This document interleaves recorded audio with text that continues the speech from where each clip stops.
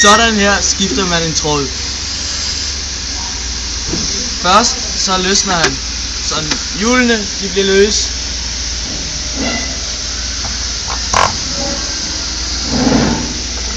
Du skal ligesom sige hvad jeg gør jo. Han skal lige have ordnet rullen. Han holder fast på tråden, så tråden ikke flyver væk. Den er lidt tung. Så stikker han tråden ind i hullet.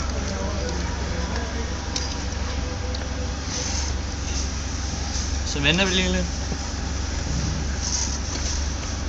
Og så skubber han.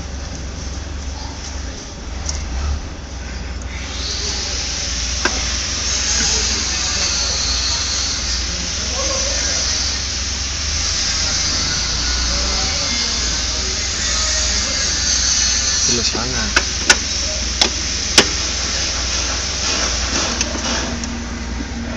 Sådan. Sådan gør man det. Vi har skilt pistolen ad, så tråden kan komme ordentligt ud.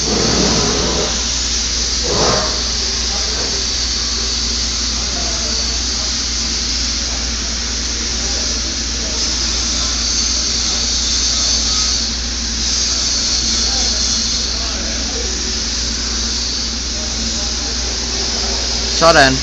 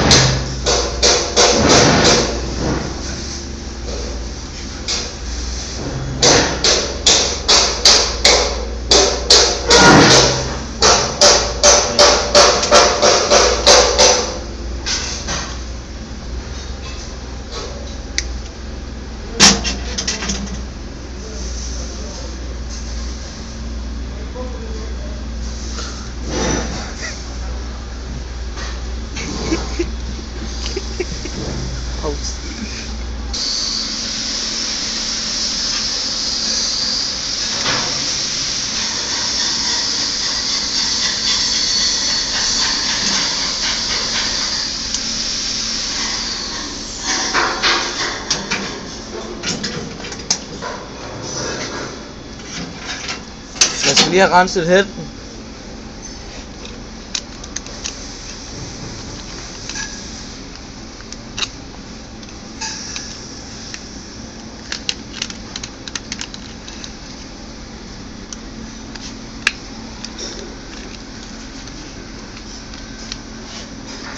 Hvad sker hvis man ikke renser den? Hvorfor renser du den? Hvis man ikke renser den, så kan gassen ikke komme ordentligt ud.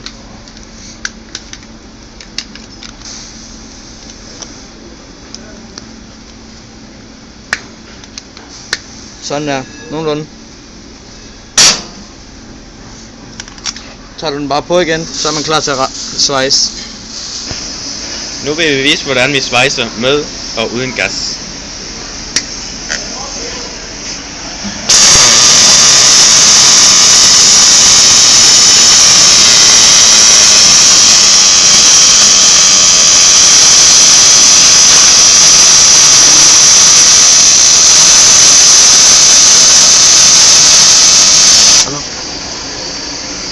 Det var med gas. Det der, det var med gas. Og som man kan se, så er det blevet meget flot. Altså. Ja. Når du har tændt. Nå. Og nu prøver vi at svejse uden gas.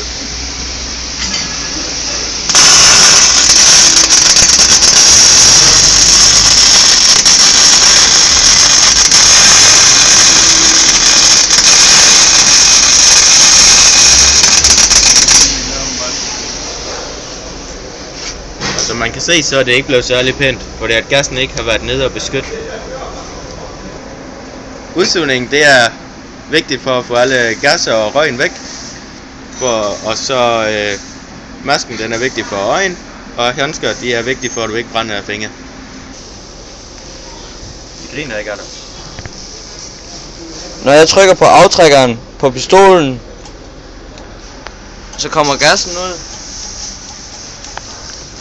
Gassen den går i en slange ned til svejseren. som så går igennem den slange der. Samtidig med at tråden den kommer ud, så når du svejser, så ligger den gassen rundt om og beskytter din svejsning. På svejsepistolen sidder der hvor gassen den kommer ud, og dys hvor tråden den kommer ud. Det her, det er gaskoppen. Den er vigtig at holde ren. Den er ikke så ren, den her. Og det er for at gassen den kan komme ordentligt ud. Og her der har vi plus. Det er strøm der går igennem pistolen. Så når du svejser, så går det ned i dit metal og går ud igennem minus, som så går ind i svejsværket igen. MAG det står for metalaktiv gas, og MIG det står for metalinaktiv gas. Det bruges i svejsere. Man bruger MAG op til 10 mm, og så bruger man enten rørtråd eller pind.